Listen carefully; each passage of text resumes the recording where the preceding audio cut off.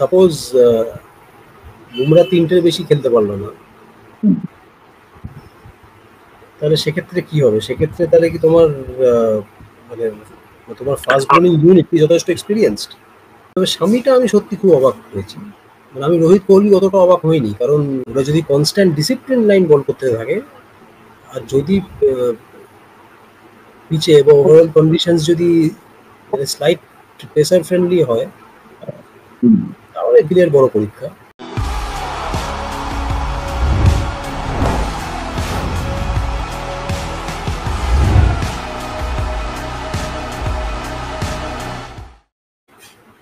নমস্কার, বিনোদিনী আবার আপনাদের সকলকে স্বাগত জানাই। আজকে আবার আমাদের সঙ্গে রয়েছেন দ্য টেলিগ্রাফ পত্রিকার ক্রীড়া সাংবাদিক সায়ক ব্যানার্জি।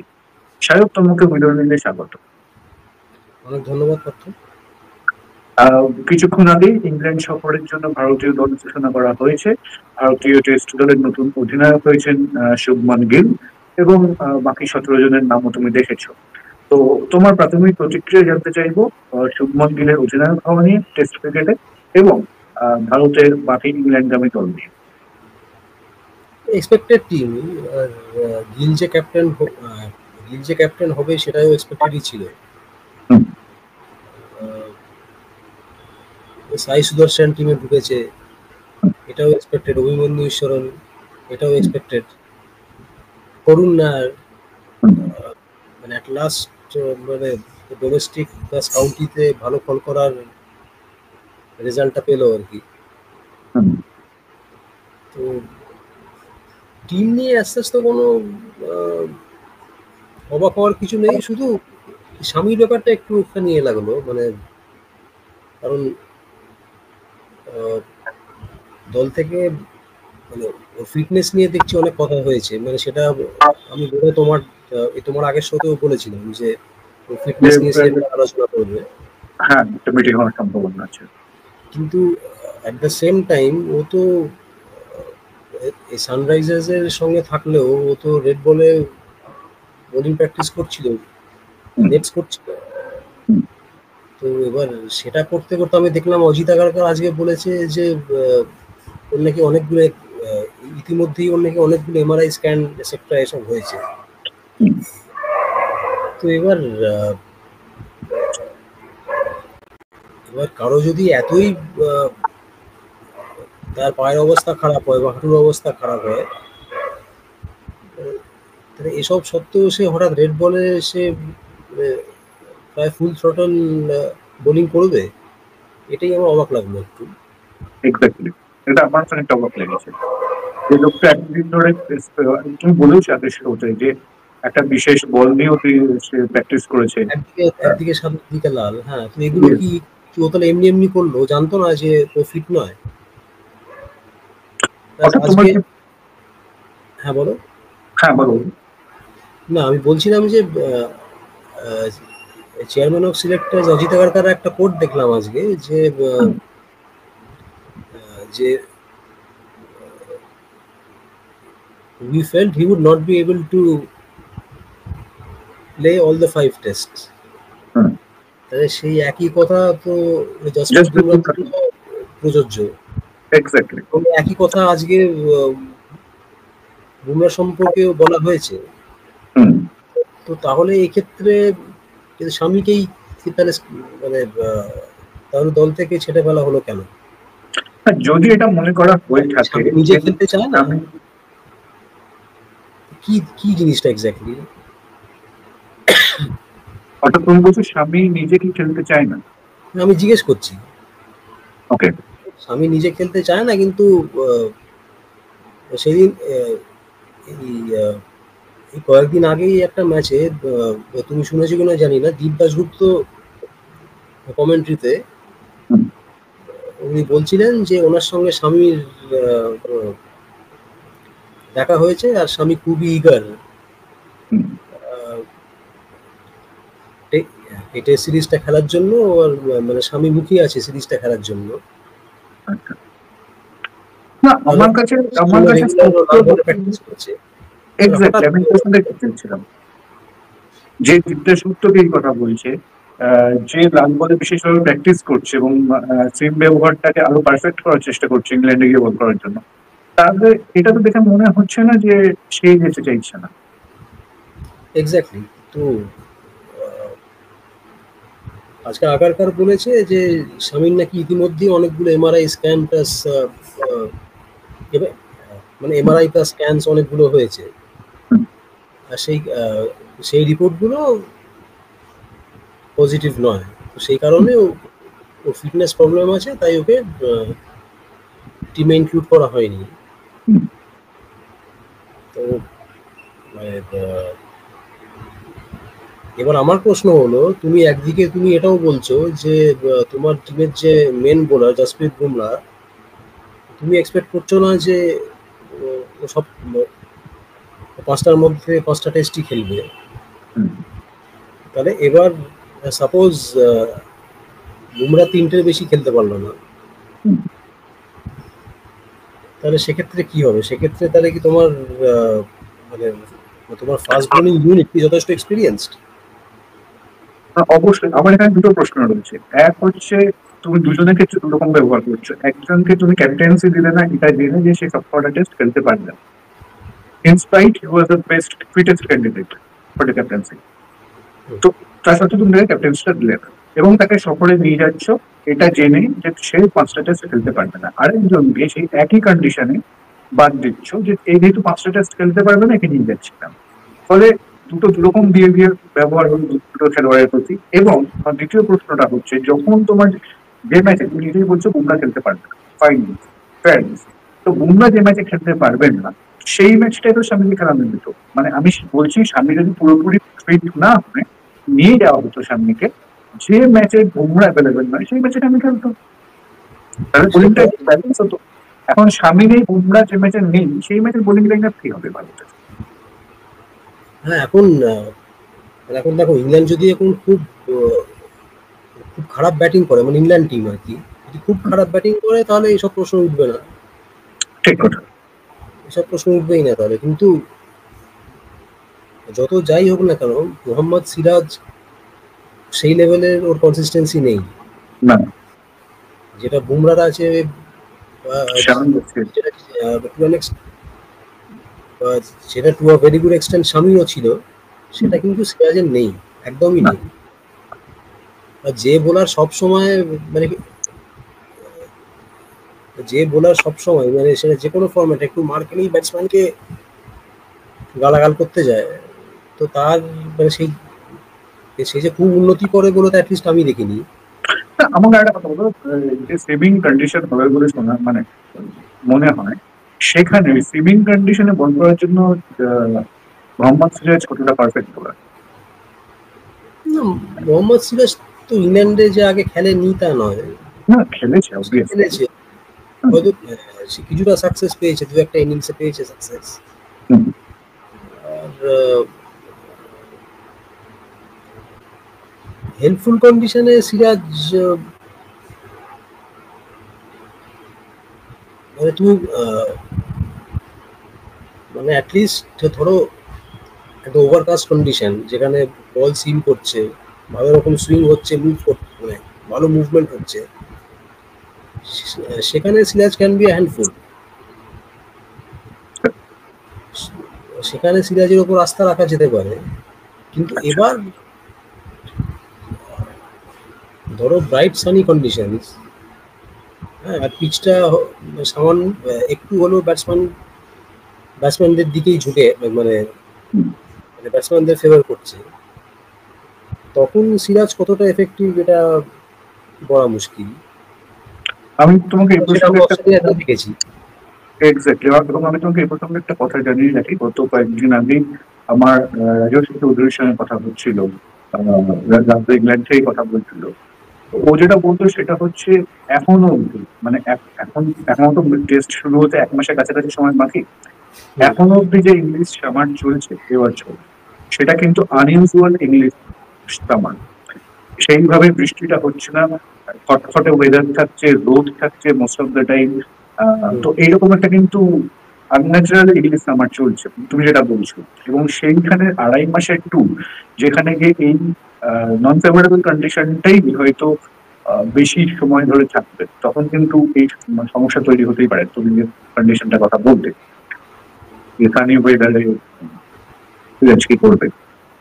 আরেকটা বিষয় আমি তোমাকে জানতে চাই তোমার কাছে, সেটা হচ্ছে এই এই অনুষ্ঠানে তুমি বললে যে রিপ্লেস করতে গিয়ে মোহাম্মদ সামি বলেছিলেন যে তিনি এই ইংল্যান্ড করে যাওয়ার জন্য কতটা উদ্গ্রীব।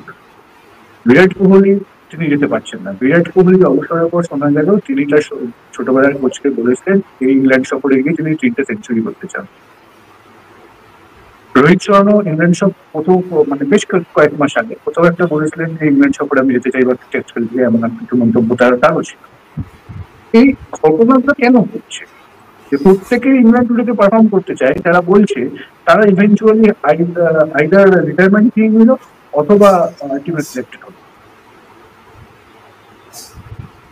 এটা বলতে গেলে তাহলে তো এটাই বলতে হয় যে যে টিমেরই একজন, মানে টিমেরই ভেতরের একজন কেউ তিনি চান না যে এরা যাক, এটাই বলতে হয়। কিন্তু এখন অ্যাকচুয়াল ব্যাপার তো এখন রোহিত শর্মা ওর কাছে খবর চলে গেছিলই যে সিলেক্টররা আর ওকে নেবে না, ইনক্লুড করবে না ওকে। আর হয়তো বিরাট কোহলি একটা ইন্ডিকেশন পেয়েছিল।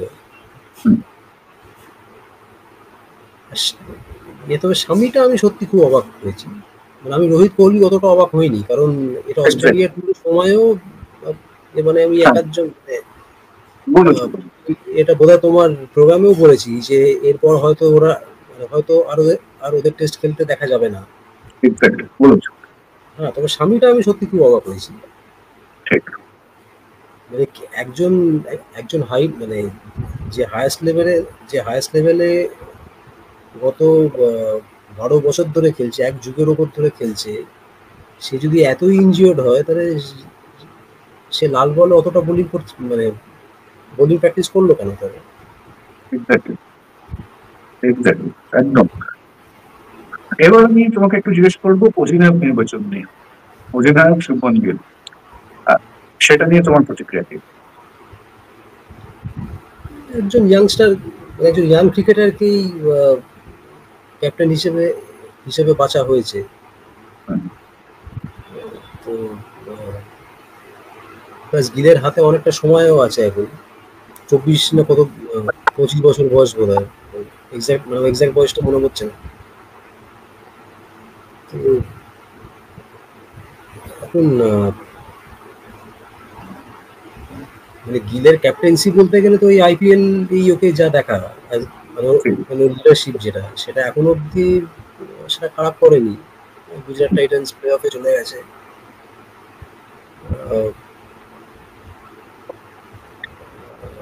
যদিও দুটো ফরম্যাট আলাদা একদম, কিন্তু যেটা আমরা বিশেষ করে রোহিত শর্মার ক্ষেত্রেও দেখেছি যে আইপিএল এ মুম্বাই ইন্ডিয়ান্সকে দুবার চ্যাম্পিয়ন করার পর ইন্ডিয়া ক্যাপ্টেন্সিটা পেয়েছে। তো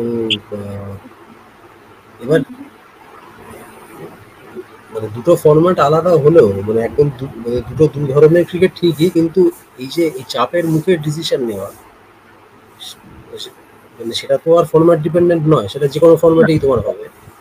তো এই চাপের মুখে ডিসিশন নেওয়া, মানে সঠিক ডিসিশনটা নেওয়া, সেটা অনেকটা ইম্পর্টেন্ট। তো সেইটা ইংল্যান্ড সিরিজে গিল কি করে সেটা দেখা যায়। তবে যদি ব্যাটসম্যান গিল হিসেবে জিজ্ঞেস করো তাহলে তো ওর এক্সাক্ট কটা টেস্ট ম্যাচ ইংল্যান্ডে খেলেছে আমার মনে পড়ছে না, ওই 2021 WC ফাইনাল 3টে টেস্ট খেলেছে। আর আমি যদি ঠিক হই, ওর বোধহয় একটাও হাফ সেঞ্চুরি নেই ইংল্যান্ডে। না, এভারেজ হচ্ছে তোমার 14+।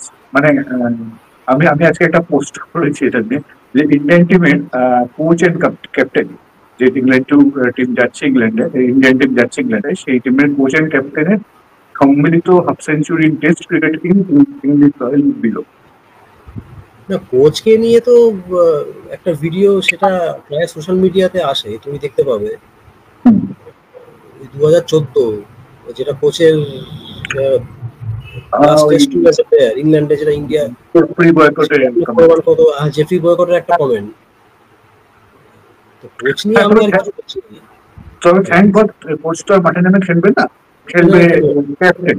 So captain. তার পারফরমেন্সটা অনেকটা বেশি ইম্পর্টেন্ট। তো হ্যাঁ, ছটা এটাই ইনিংসে আমার যদি আবার প্রশ্ন। 14 হয়, 14 ছটা ইনিংসে এবারে 14, 6 ইনিংসে অ্যাভারেজ 14 রান। এবারে 14, খুব ভালো নয় সেটা অবভিয়াসলি, কিন্তু একদম একদম।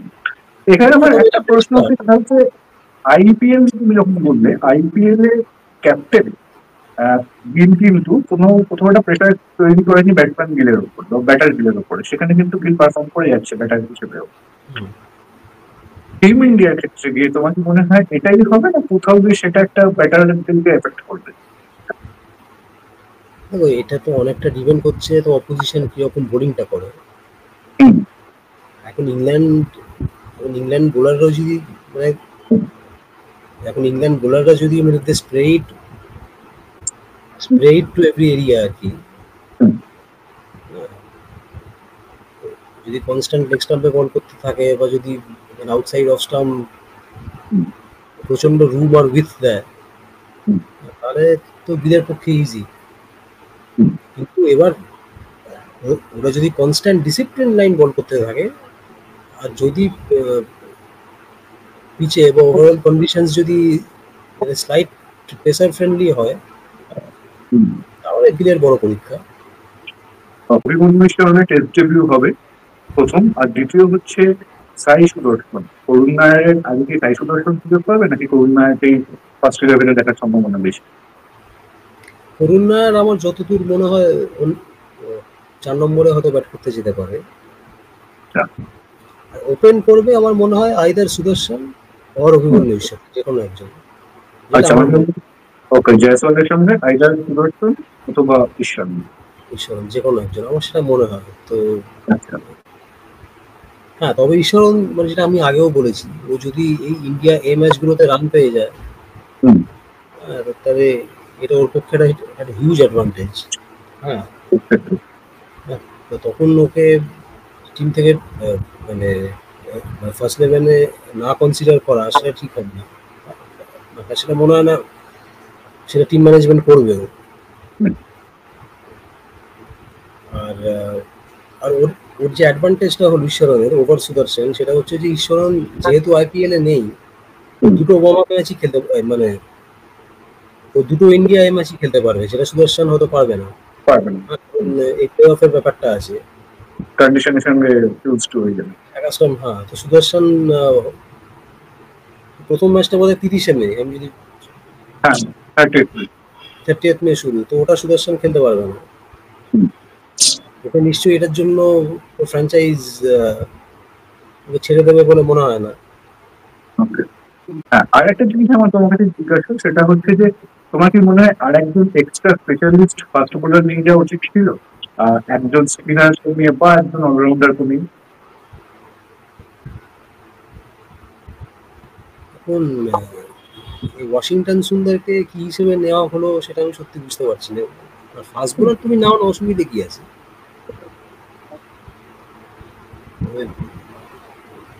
মানে যেখানে তোমার অলরেডি নীতিশ রেড্ডি, শার্দুল ঠাকুর, রবীন্দ্র জাদেজা আছে, সেখানে মানে আমি অলরাউন্ডারদের পার্সপেক্টিভে বলছি, সেখানে আবার এই ওয়াশিংটন সুন্দর, সেটা জানি না মানে কি বেসিসে ওকে এক্সট্রা ব্যাটিং কুশন রাখার টেন্ডেন্সি।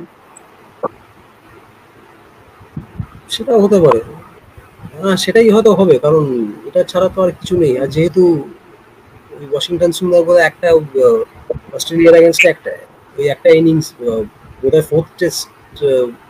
ফোর্থ টেস্টেই নীতিশ রেড্ডির সঙ্গে একটা পার্টনারশিপ। পার্টনারশিপে ছিল আর কি।